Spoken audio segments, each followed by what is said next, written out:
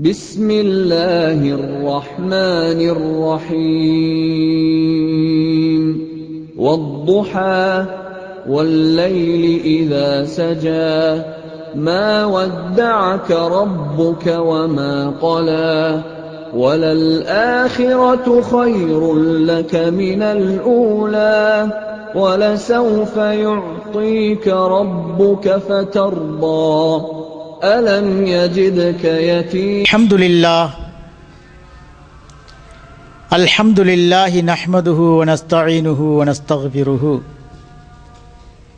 ونؤمن به ونتوكل عليه ونعوذ بالله من شرور أنفسنا ومن سيئات أعمالنا من يهده الله فلا مضل له ومن يضلله فلا هادي له وأشهد أن لا إله إلا الله وحده لا شريك له وأشهد أن محمدا عبده ورسوله اللهم صل على محمد وعلى آل محمد كما صليت على إبراهيم وعلى آل إبراهيم إنك حميد مجيد اللهم بارك على محمد وعلى آل محمد كما باركت على إبراهيم وعلى آل إبراهيم إنك حميد مجيد فقد قال الله تعالى في كلامه العزيز والفرقان المجيد فأعوذ بالله من الشيطان الرجيم بسم الله الرحمن الرحيم ولا تجادلوا أهل الكتاب إلا بالتي هي أحسن إلا الذين ظلموا منهم وقولوا آمنا بالذي أنزل إلينا وأنزل إليكم وإلهنا وإلهكم واحد ونحن له مسلمون وقال النبينا صلى الله عليه وسلم ألا وإن في الجسد مضغة إذا صلحت صلح الجسد كله وإذا فسدت فسد الجسد كله ألا وهي القلب. அளவற்ற அருளாளனும் நிகரற்ற நிறைந்த அன்புடையனுமாகிய எல்லாம் வல்ல அல்லாஹ் ஒருவனுக்கே எல்லா புகழும் புகழ்ச்சியும். அவனுடைய கருணையும் அன்பும் உலக தூதர் உத்தம நபி ஸல்லல்லாஹு அலைஹி வஸல்லம் அவர்களின் மீதும் அவர்களுடைய வழிதனை பின்பற்றி வாழ்க்கையிலே வெற்றி கண்டு மறுமையிலே சுவனத்தை அடையக்கூடிய நல்ல பாக்கியத்தை பெற்ற நபிகள் நாயகம் ஸல்லல்லாஹு அலைஹி வஸல்லம் குடும்பத்தினர்கள் சஹாபாக்கள் எல்லோவர்கள் மீதும் குறிப்பாக உலகத்தில் வாழ்ந்து கொண்டிருக்கின்ற இஸ்லாமிய சமுதாயம் அனைவர்கள் மீதும் நிலவட்டுமாக என பிரார்த்தனை செய்தவனாக இந்த ஜுமாவினுடைய உரையை ஆரம்பிக்கிறேன்.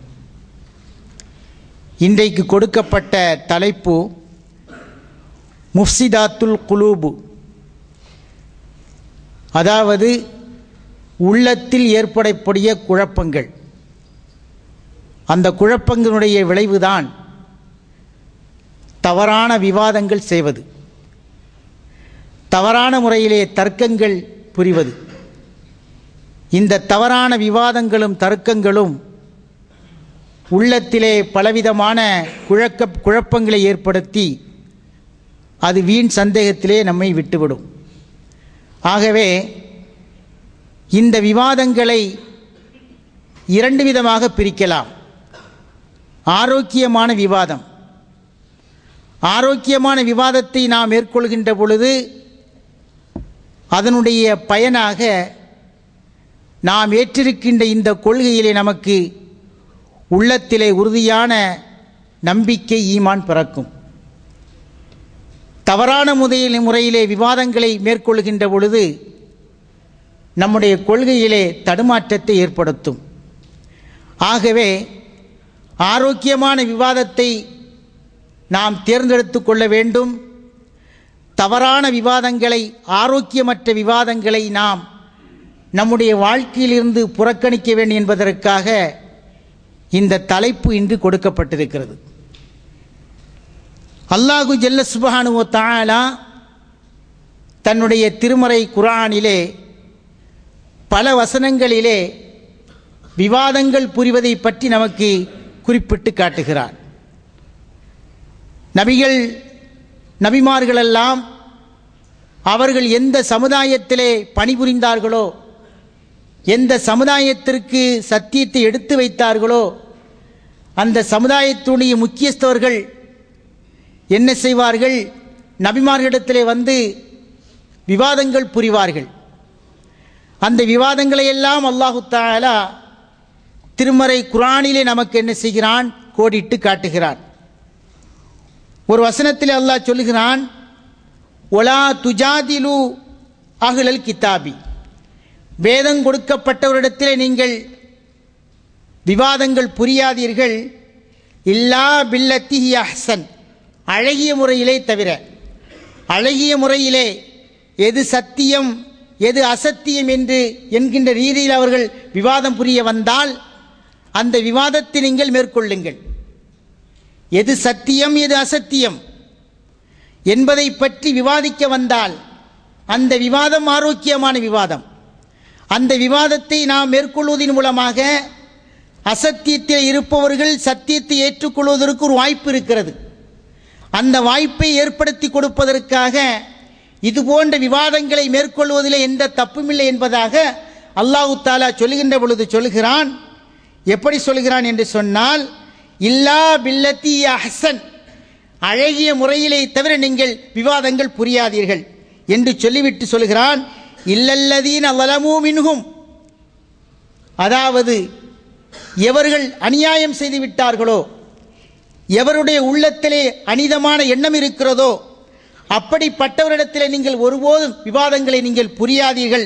அப்படிப்பட்டவர்கள் உங்களிடத்திலே புரிய வந்தால், விவாதம் மேற்கொள்ள வந்தால், வகூலு ஆமன்னா பில்லதி, நீங்கள் என்ன சொல்லுங்கள்?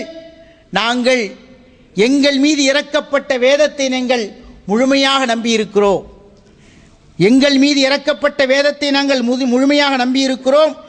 உன்சில இலைக்கும், எங்களுக்கு முன்னால் இறக்கப்பட்ட வேதங்களை நாங்கள் முழுமையாக நம்பியிருக்கிறோம்.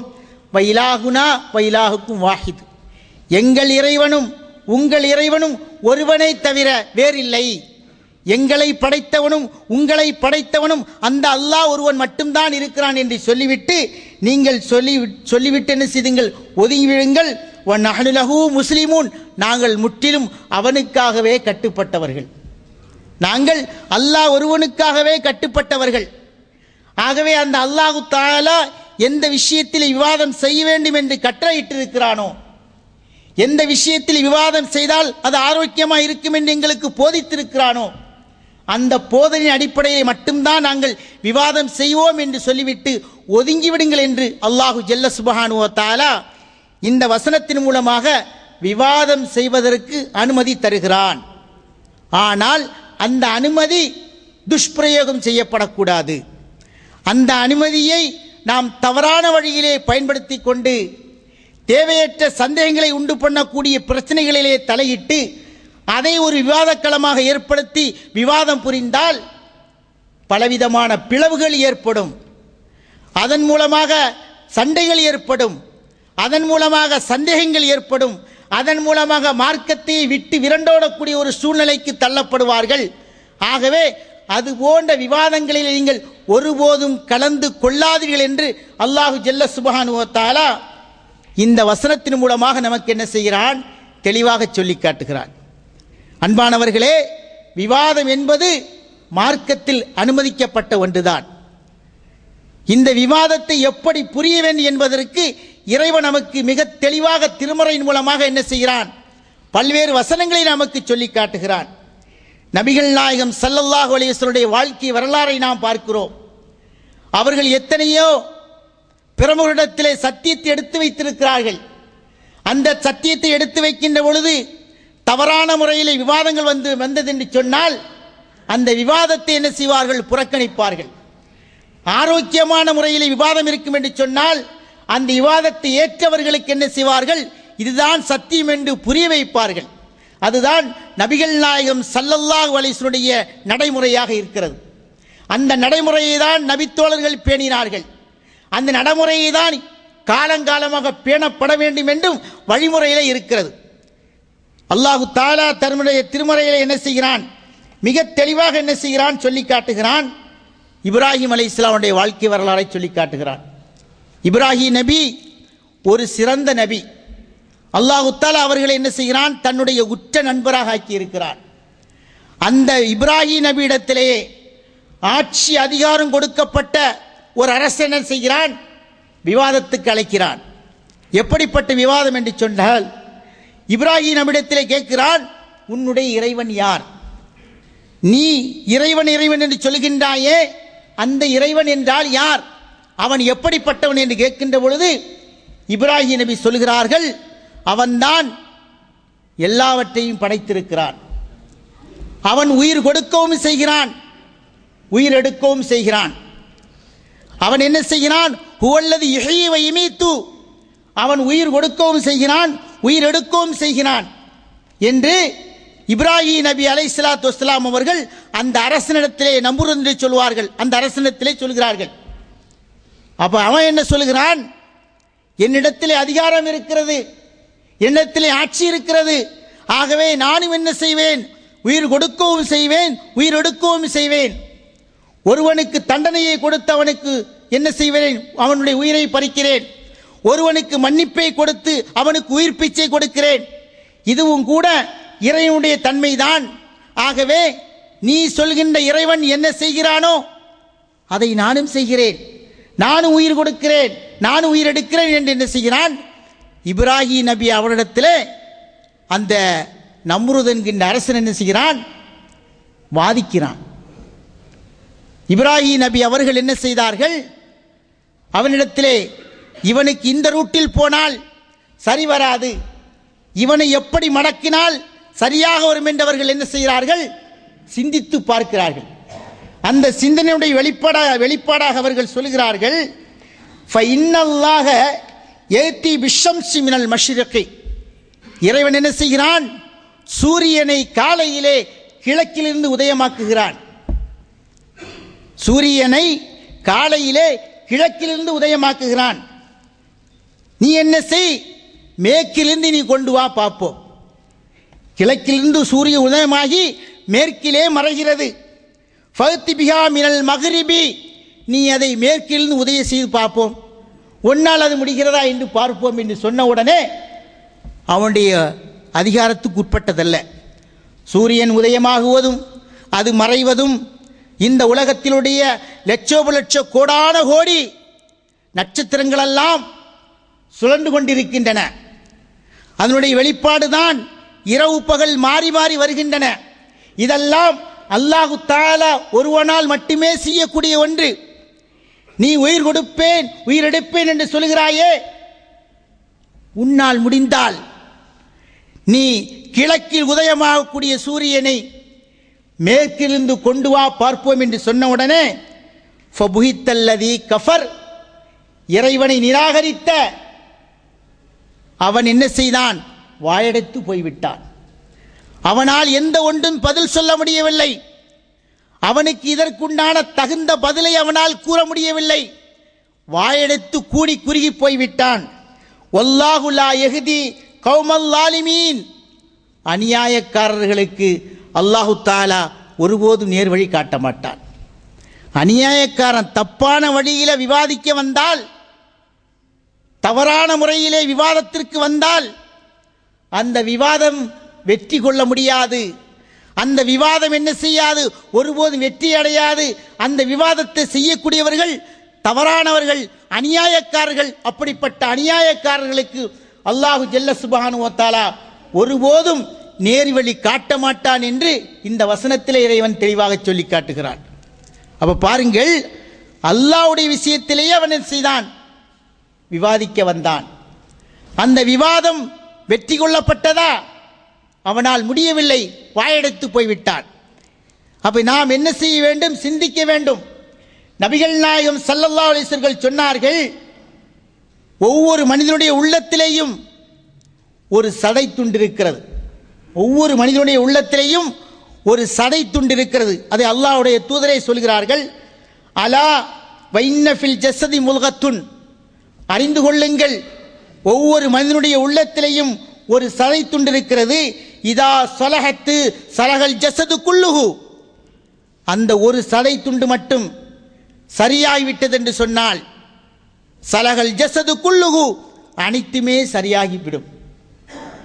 அந்த ஒன்று கரெக்டா இருந்துச்சுன்னு சொன்னா அவனுடைய உடல்ல உள்ள அத்தனையுமே சரியாகிவிடும் என்று சொல்லிவிட்டு அடுத்தபடியாக சொல்கிறார்கள், வைதா ஃபஸதத்து, அந்த சதை துண்டு கெட்டு போய்விட்டது என்று சொன்னால் ஃபஸதல் ஜஸது குல்லுஹு, அனைத்துமே கெட்டு போய்விடும், உலகம் அதாவது உடல் முழுவதுமே கெட்டு போய்விடும் என்று நபிகள் நாயகம் ஸல்லல்லாஹு அலைஹி வஸல்லம் ஒரு பீடிகையை போட்டு அதற்கு விளக்கம் சொல்கின்ற பொழுது, விடை தருகின்ற பொழுது சொல்கிறார்கள், அலா வஹியல் கல்பு, அதுதான் அறிந்து கொள்ளுங்கள் உள்ளம் என்று சொன்னார்கள். ஏனென்று சொன்னால் இந்த உள்ளம்தான் மனிதனுக்கு நல்லதையும் எடுத்துச் சொல்கிறது, கெட்டதையும் எடுத்துச் சொல்கிறது. நல்லதை எடுத்து சொல்கின்ற பொழுது அவன் கேட்க வேண்டும். அவன் கேட்க மறுத்தால் அவனுடைய உள்ளம் என்ன செய்கிறது? அப்படியே கெட்டு போய் விடுகிறது. அவனுடைய உடல் கெட்டு போய் விடுகிறது. தவறான வழிகளை அவன் என்ன செய்கிறான்? கையாளுகின்ற பொழுது, அவன் தவறான வழியிலே போகின்ற பொழுது இம்மையிலும் தோல்வியை தழுவுகிறான், மறுமையிலும் மிகப்பெரிய நாசத்தை சந்திக்க இருக்கிறான். அதனால தான் அல்லாஹ்வுடைய தூதர் சொல்கிறார்கள், அந்த உள்ளம் நல்லதை மட்டுமே சொல்வதற்கு வரக்கூடியதாக நாம் ஆக்கிக் கொள்ள வேண்டும். உள்ளத்திலே தவறான சிந்தனைகள் எழுகின்ற பொழுது, தவறான விவாதங்களை சொல்ல வேண்டும் என்று அதை சொல்லுகின்ற பொழுது அதற்கு இவன் மாறு செய்ய வேண்டும். உள்ளத்துக்கு என்ன செய்ய வேண்டும்? ஆத்மாவுக்கு இவன் கட்டுப்படக்கூடாது. ஆத்மாவுக்கு இவன் கட்டுப்பட்டால் இவன் நாசமாகி போய்விடுவான். ஆகவே ஆத்மாவை, உள்ளத்தை, அந்த உள்ளம் எதை நல்லதை சொல்கிறதோ நல்லதை மட்டுமே இவன் என்ன செய்ய வேண்டும்? வாழ்க்கையிலே கொண்டு வருவதற்கு முன் வர வேண்டும். கெட்டதை சொல்கின்ற பொழுது இது கெட்டதல்லவா உள்ளம் சொல்லும், மூளை சிந்திக்க வேண்டும். ஆஹா, நம்ம உள்ளம் இப்படி சொல்கிறதே, இந்த வழியிலே போனால் நாம் நாசமாகி போய்விடுவோம், இந்த வழியிலே சென்று விட்டால் நாம் வழிகட்டு போய்விடுவோம் என்று மூளை சிந்திக்கின்ற பொழுது உடனே நாம் என்ன செய்ய எடுத்துக்கொள்ள வேண்டும்? உள்ளத்திற்கு கட்டளையிட வேண்டும். உள்ளமே, என்னை தவறான வழியில் அழைத்து செல்ல பார்க்கிறாயா? நான் உனக்கு கட்டுப்பட மாட்டேன். தவறான வழியிலே விவாதம் செய்ய வேண்டும் என்று தூண்டுகிறாயா? நான் உனக்கு கட்டுப்பட மாட்டேன். நான் கட்டுப்படுவதெல்லாம் நல்லவைகளுக்கு மட்டுமே கட்டுப்படுவேன். அல்லாஹு தஆலா எதற்கு சொல்லி இருக்கிறானோ அதற்கு மட்டுமே நான் கட்டுப்படுவேன் என்று சொல்லி அந்த உள்ளத்தை என்ன செய்யணும்? தனக்குள்ளே கொண்டு வர வேண்டும். நபிகள் நாயகம் ஸல்லல்லாஹு அலைஹி வஸல்லம் வாழ்க்கை வரலாறு அதை தான் நமக்கு பாடமாக தருகின்றன. ஒரு தடவை நாம் பார்க்கிறோம், நபிகள் நாயகம் ஸல்லல்லாஹு அலைஹி வஸல்லம் அவருடைய வழமை இரவு நேரத்திலே அதிகமாக நின்று வணங்குவார்கள். இரவு நேரத்திலே அதிகமாக நின்று வணங்குவார்கள். தான் மட்டும் வணங்கினால் போதாதென்று தன்னுடைய குடும்பத்தை என்ன செய்வார்கள்? எழுப்பி விடுவார்கள். தொழுங்கள், இரவிலே தொழுங்கள், இறைவனுக்கு உபரியான வணக்கங்களை செலுத்துவதன் மூலமாக இறைவனுடைய அன்பையும் அருளையும் பெறுவதற்காக நீங்கள் முயலுங்கள் என்ற எண்ணத்தோடு தன்னுடைய குடும்பத்தை என்ன செய்வார்கள்? எழுப்பிவிடுவார்கள். அப்படி ஒரு சந்தர்ப்பத்திலே அலி ரலியல்லாஹு தஆலா அன்ஹு அவர்களும் அவர்களின் மனைவி ஃபாத்திமா ரலியல்லாஹு தஆலா அன்ஹா அவர்களும் இரவு நேரத்திலே சற்று அயர்ந்து தூங்கிவிட்டார்கள். நபிகள் நாயகம் ஸல்லல்லாஹு அலைஹி வஸல்லம் எழுந்து பார்க்கிறார்கள், தன்னுடைய மகளும் மருமகனும் அயர்ந்து தூங்கிக் கொண்டிருக்கிறார், எழும்பவில்லை போல் இருக்கிறது என்று சொல்லிவிட்டு கதவை தட்டுகிறார்கள். கதவை தட்டி அவர்களை எழுப்பி சொல்கிறார்கள், அலா யுஸல்லியானி, நீங்கள் இருவரும் தொழவில்லையா? இறைவனுக்கு உபரியான வணக்கங்களை நீங்கள் செலுத்தவில்லையா என்று கேட்கிறார்கள். அப்பொழுது அலி ரலியல்லாஹு தஆலா அவர்கள் ஒரு அழகான விவாதத்தை சொல்கிறார்கள். பாருங்கள், ஒரு ஆரோக்கியமான விவாதம். அவர்கள் சொல்கிறார்கள், யா ரசூலல்லாஹ், அல்லாஹ்வின் தூதரே, இன்னமா அன்ஃபுசுனா எங்களுடைய உள்ளமெல்லாம் எங்களுடைய உயிர்களெல்லாம் ஃபீ எதில்லா அல்லாஹ்வுடைய கையிலே இருக்கிறது. நாம் தூங்கிவிட்டோம் என்று சொன்னால் நம்முடைய உயிர் யார் வசம் இருக்கிறது? அல்லாஹ்வினுடைய வசம் இருக்கிறது. அவன் தன்னுடைய கையகத்திலே வைத்திருக்கிறான். இன்ஷா அவன் நாடினால் இம்சிக்கஹ அதை பிடிப்பதற்கு நாடினால் நாம் வெற்றுடலாக தான் இந்த உலகத்திலே இருப்போம். இரவிலே தூங்குகிறோம். அந்த தூக்கம் நிலைத்து கூட நிற்கலாம் அல்லது தற்காலிகமானதாக இருக்கலாம். தூங்குகின்ற பொழுது காலையில் விழிப்போமா என்று யாராலும் எந்த கேரண்டியும் சொல்ல முடியாது.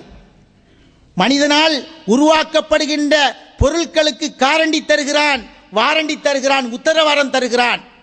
1 வருடம் 2 வருடம் என்று உத்தரவாதம் தருகிறான், 6 மாதம் என்று உத்தரவாதம் தருகிறான். அதற்குள்ளாலவே அது பழுதுபட்டு விட்டது என்று சொன்னால் அவன் என்ன செய்கிறான்? எடுத்துக்கொண்டு புதிதை தருகிறான், அல்லது அந்த பழுதை நீக்கி சரிபார்த்து நமக்கு நல்லதாக தருகிறான். மனிதன் கண்டுபிடிக்கக்கூடிய பொருட்களுக்கு காரண்டி வாரண்டி இருக்கிறது. ஆனால் அல்லாஹுவால் படைக்கப்பட்ட இந்த மனிதனுக்கு எந்த கேரண்டியும் கிடையாது, வாரண்டியும் கிடையாது. இரவிலே தூங்குகிறோம் என்று சொன்னால் அந்த தூக்கம் ஒரேடியான தூக்கமாக இருக்கலாம், அல்லது தற்காலிகமான தூக்கமாக இருக்கலாம்.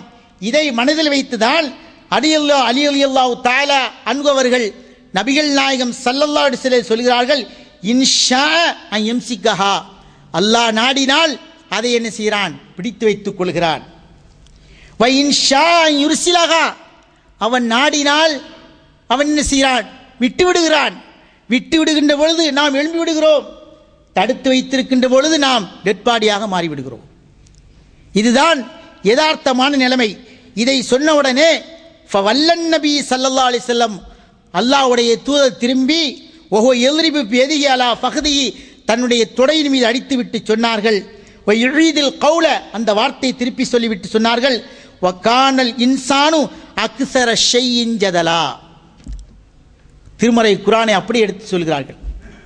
மனிதன், இந்த மனிதன் இருக்கிறானே, விவாதம் செய்வதிலே அளவு கடந்து செயல்படுகிறான். இந்த மனிதன் விவாதம் செய்வதிலே அளவு கடந்திருக்கிறான், அதிகமாக விவாதம் செய்கிறான் என்று சொல்லிவிட்டு அல்லாஹ்வுடைய தூதர் எவ்வளவு அழகான முறையை எடுத்து சொல்கிறார்கள் பாருங்கள். அலி ரலியல்லாஹு தஆலா அவர்கள் சொன்னதிலே எந்த தவறும் இல்லை. அவர்கள் யதார்த்த நிலையை சொன்னார்கள். அல்லாஹ்வுடைய ஆற்றலை அப்படிதான் இருக்கிறது என்று சொன்னார்கள். அதற்கு நபிகள் நாயகம் ஸல்லல்லாஹு அலைஹி சொன்ன வார்த்தை என்ன? வ கானல் இன்சானு அக்ஸர ஷைஇன் ஜதலா. மனிதன் அளவு கடந்து விவாதிக்கக்கூடியவனாக இருக்கிறான், அளவு கடந்து தர்க்கம் செய்யக்கூடியவனாக இருக்கிறான் என்று நபிகள் நாயகம் ஸல்லல்லாஹு அலைஹி வஸல்லம் சொல்கின்ற அந்த செய்தியை நாம் பார்க்கிறோம். அப்ப இந்த செய்தியின் மூலமாக நமக்கு உணர்த்துகின்ற கருத்து என்ன? அழகான முறையிலே விவாதம் செய்ய வேண்டும். அந்த விவாதம் தவறான வழியிலே போய்விடக்கூடாது.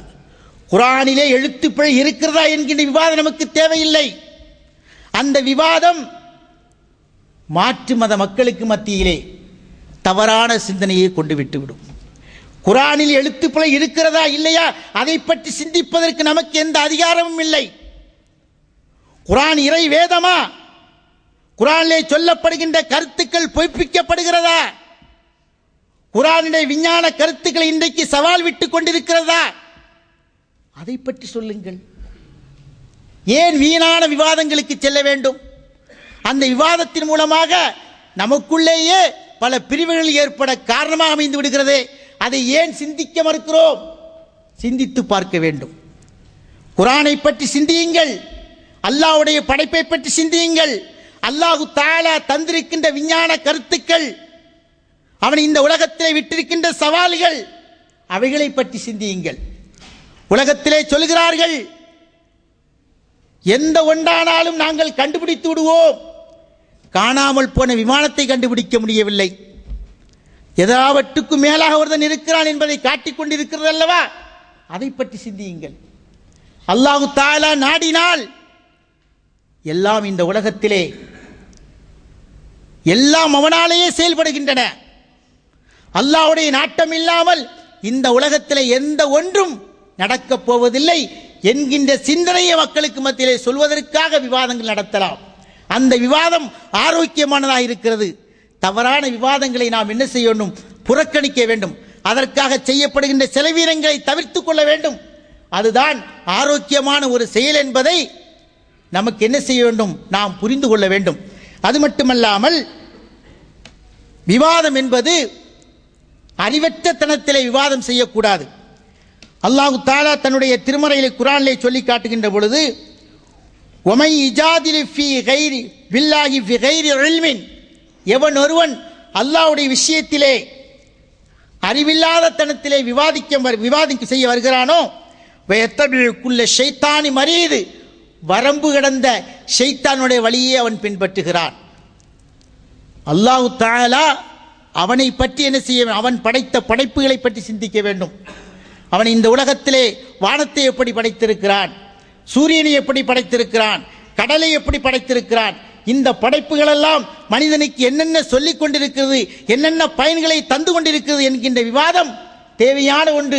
அதன் மூலமாக பலவிதமான உண்மைகள் வெளிவரும், பலவிதமான விஞ்ஞான கருத்துக்கள் வெளிவரும். இதை பற்றி நாம் அதிகமாக சிந்திக்க வேண்டும், தர்க்கம் செய்ய வேண்டும். ஆனால் அல்லாஹுவை பற்றி நாம் என்ன செய்யக்கூடாது? சிந்திக்க கூடாது. அல்லாஹ் எப்படி இருப்பான், அல்லாஹ் எங்கே இருக்கிறான், ஓகே அவன் வானத்தில் இருக்கிறான் என்று சொல்லிவிட்டார்கள். அந்த அல்லாஹுவை பற்றி என்ன செய்யக்கூடாது? அதிகமாக சிந்திக்க கூடாது. அப்படி சிந்தித்தால் தவறான வழியிலே கொண்டு விட்டுவிடும். ஆகவே அல்லாஹ்வுடைய படைப்புகளை பற்றி சிந்திங்கள். அவன் இல்லாமல் இந்த உலகத்திலே அணுவதுவும் அசையாது. அவன்தான் எல்லாவற்றையும் படைத்திருக்கிறான். அந்த படைப்பிலே ஏதாவது கோளாறு இருக்கிறதா, அந்த படைப்பிலே ஏதாவது தவறுகள் இருக்கிறதா, அதை பற்றி சிந்தித்தால் நமக்கு தெரியும் அல்லாஹ் ஒருவன் இருக்கிறான். அவன்தான் எல்லாவற்றையும் ஆட்டி படைத்துக் கொண்டிருக்கிறான். அவன் இல்லாமல் இந்த உலகத்திலே எதுவுமே நடைபெறாது என்கின்ற ரீதியிலே சிந்திக்கின்ற பொழுது அந்த சிந்தனை ஆரோக்கியமான இருக்கும் என்பதிலே எந்த சந்தேகமும் இல்லை. நூஹ் அலைஹிஸ்ஸலாத்துடைய வரலாறை பற்றி அல்லாஹ் தஆலா திருமறையிலே சொல்லி காட்டுகின்ற பொழுது நூஹ் அலைஹிஸ்ஸலாம் 950 ஆண்டுகள் இடைவிடாது அந்த மக்களுக்கு போதனை செய்தார்கள். ஓரிரை கொள்கையை எடுத்துச் சொன்னார்கள்.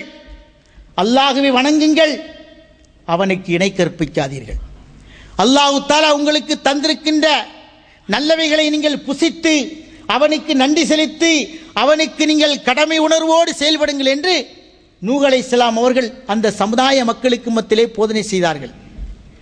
போதனை ஏற்றவர்கள் சில பேர்கள், ஏற்காதவர்கள் பல பேர்கள். ஏற்காத மக்களுக்கு சொன்னார்கள் அல்லாஹ்வுடைய வேதனை வரும், அந்த வேதனையை நீங்கள் பயந்து கொள்ளுங்கள். அல்லாஹ் தஆலாவுடைய வேதனை வந்தால் அந்த வேதனையிலிருந்து உங்களை ஒருபோதும் யாராலும் காப்பாற்ற முடியாது. ஆகவே படைத்தவனுக்கு நீங்கள் பயந்து நடந்து கொள்ளுங்கள் என்று அழகான முறையிலே அந்த மக்களுக்கு என்ன செய்தார்கள்? போதனையை செய்தார்கள். அந்த போதனையை கேட்டுவிட்ட மக்கள் சொன்னார்கள், எப்படி சொல்கிறார்கள்? யா நூஹ், நூஹே கது ஜாதல்தனா, நீ எங்களிடத்திலே விவாதம் புரிகின்றாய், தர்க்கம் புரிகின்றாய்.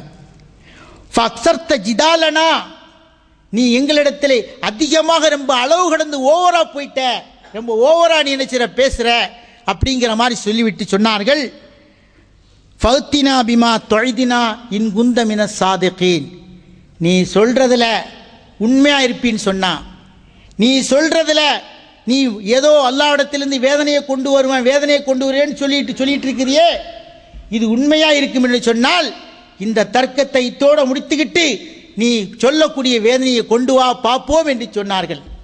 நிகழ்வு என்ன? அல்லாஹ் தஆலா மிகப்பெரிய வெள்ளப்பிரளயத்தை கொடுத்தான்.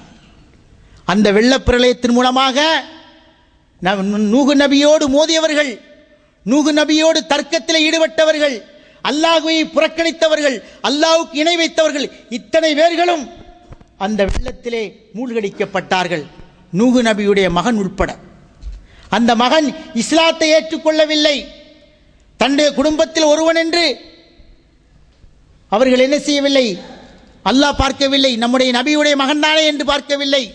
மகனாக இருந்தாலும் சரி, தாயாக இருந்தாலும் சரி, தந்தையாக இருந்தாலும் சரி, குடும்பமாக இருந்தாலும் சரி, யாராக இருந்தாலும் சரி, அவன் அல்லாஹ்வுக்கு மாறு செய்கிறானா, அல்லாஹ்வோடு மோதுகின்றானா, மோதுகின்ற பொழுது அவன் என்ன செய்கிறான்? அழித்து விடுகிறான். அப்படிதான் நூஹு நபியுடைய அந்த சமுதாயம் அளிக்கப்பட்டது, அவருடைய மகனும் அளிக்கப்பட்ட வரலாறை நாம் என்ன செய்கிறோம்? திருமறை குர்ஆனிலே பார்க்கிறோம். அன்பானவர்களே, நாம் சிந்தனை செய்து பார்க்க வேண்டும். குர்ஆனை அதிகமாக படிக்க வேண்டும். அந்த குர்ஆனிலே விஞ்ஞான கருத்துக்கள் நிறைய இருக்கின்றன, வரலாற்று உண்மைகள் நிறைய இருக்கின்றன. இன்றைக்கும் சவால் விட்டு கொண்டிருக்கிறது. உலகத்திலே வேற எந்த வேதமும் சவால் விடவில்லை. உலகத்தில் எந்த வேதைக்கும் சவால் விடுவதற்குண்டான அருகதையும் தகுதியும் கிடையாது. திருமறை குர்ஆன் மட்டும்தான் தகுதி இருக்கிறது, சவால் இருக்கிறது. அந்த சவால் இன்று வரைக்கும் முறியடிக்கப்படவில்லை. அதனால தானே குர்ஆனோடு மோத முடியாது, குர்ஆனோடு மோதினால் தோற்று போய்விடுவோம் என்கின்ற ஒரு எண்ணம் வந்ததின் காரணமாக தான் வேறு வகையான வழிகளை கையாளுகிறார்கள் இஸ்லாமிய எதிரிகள். ஆகவே திருமறை குர்ஆன் நமக்கு மிகப்பெரிய ஒரு பொக்கிஷமாக இருக்கிறது. அந்த பொக்கிஷமாக இருக்கக்கூடிய திருமறை குர்ஆனை நாம் என்ன செய்யணும்? அதிகமாக படிக்க வேண்டும். அல்லாஹ் தஆலா திருமறை குர்ஆனிலே சொல்லி காட்டுகிறான், ஒமா நுர்சிலுல் முர்சலீன, எந்த இறை தூதர்களை நாம் அனுப்பவில்லை, இல்லா முபஷ்ஷிரீன, அவர்களுக்கு நன்மாயம் கூறுவர்களாகவும், ஒ முந்திரீன, அவர்களுக்கு நரகம் இருக்குது என்று எச்சரிக்கை செய்வதற்காகவும், வைஜாதிலுல்லதீன கஃபரு பில் பாத்திலி, தவறான வழிகளை கொண்டு விவாதம் புரிகின்றார்களே அவர்களுடைய அதாவது உண்மையை கொண்டு பொய்யோடு கலக்கிறார்களே, இவருடைய அந்த பொய்மையை பொய்ப்பித்து காட்டுவதற்காக வேண்டியும் தான் நாம் என்ன செய்தோம்?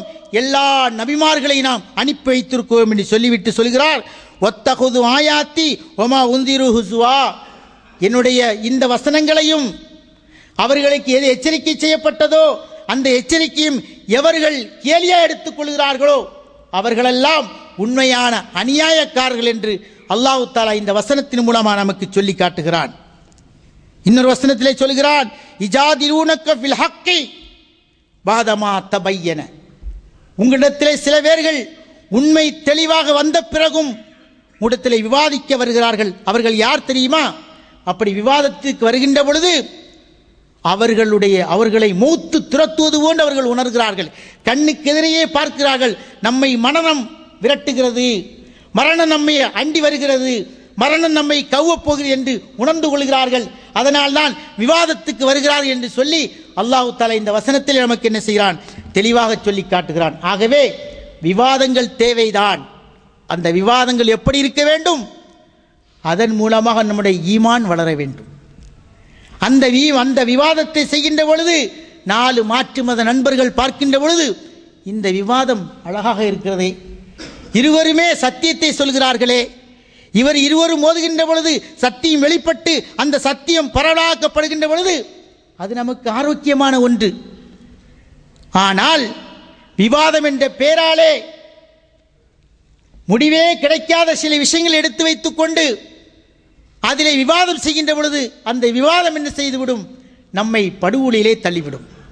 நபிகள் நாயகம் ஸல்லல்லாஹு அலைஹி வஸல்லம் சொல்கிறார்கள், நான் இன்னமான பஷருன், நான் உங்களை போன்ற ஒரு மனிதன் தான். என்னிடத்திலே இருவர்கள் வருகிறார்கள், ஒரு வழக்கு விஷயமாக, ஒரு பொருள் விஷயமாகவோ அல்லது இடம் விஷயமாகவோ என்னிடத்திலே வழக்காட வருகிறார்கள்.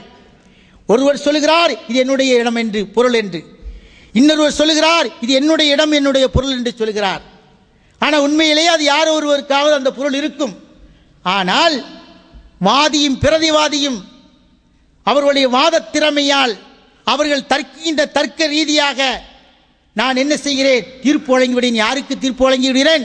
உண்மையிலே யாருக்கு சொந்தமோ அவருக்கு தீர்ப்பு வழங்காமல், யாருக்கு சொந்தமில்லையோ அவருக்கு நான் தீர்ப்பு வழங்கிறேன். எதன் அடிப்படையிலே? அவர் எடுத்து வைக்கின்ற ஆதாரம், அவர் வாதிக்கின்ற வாதம், இதையெல்லாம் பார்த்து உண்மையிலேயே நான் என்ன செய்கிறேன்? யாருக்கு சொந்தமில்லையோ அவனுக்கு நான் தீர்ப்பு வழங்கி விடுகிறேன். இதுதான் உனக்குடைய பொருள் என்று, இதுதான் உன்னுடைய இடம் என்று தீர்ப்பு வழங்கி விடுகிறேன் என்று சொல்லிவிட்டு நபிகள் நாயகம் ஸல்லல்லாஹு அலைஹி வஸல்லம் சொல்கிறார்கள், எவனுக்கு நான் தீர்ப்பு வழங்குகிறேனோ, எவனுக்கு நான் இது உன்னுடையது என்று தீர்ப்பு வழங்குகிறேனோ, உண்மையிலே அது அவனுக்குடையதல்ல, அவன் அதை மீறி அடித்தான் என்று சொன்னால் நரகத்தில் ஒரு துண்டை தான் எடுத்துக் கொள்கிறான், நரகத்தினுடைய ஒரு பகுதியை தான் எடுத்துக் கொள்கிறான். ஆகவே நீங்கள் என்ன செய்யுங்கள்? இதிலே நீங்கள் கவனமாக இருங்கள் என்று நபிகள் நாயகம் ஸல்லல்லாஹு அலைஹி வஸல்லம் சொல்லுகின்ற அந்த செய்தி நமக்கு ஒரு அழகான பாடமாக இருக்க வேண்டும். அன்பானவர்களே, அல்லாஹு ஜல்ல சுப்ஹானஹு வ தஆலா ஒரு சிறந்த ஒரு அருமையான மார்க்கத்திலே நம்மை வைத்திருக்கிறார்.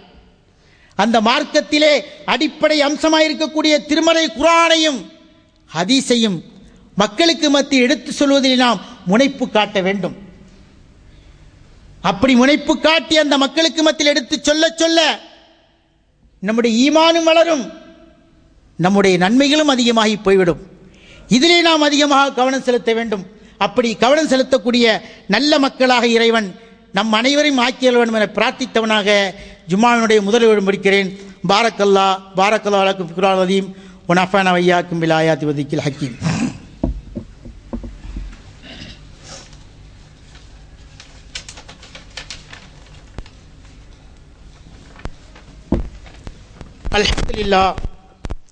அல்ஹம்துலில்லாஹ் நஹ்மதுஹு வ நஸ்தஈனுஹு வ நஸ்தக்ஃபிருஹு வ நு'மினு பிஹி வ நத்தவக்கலு அலைஹி.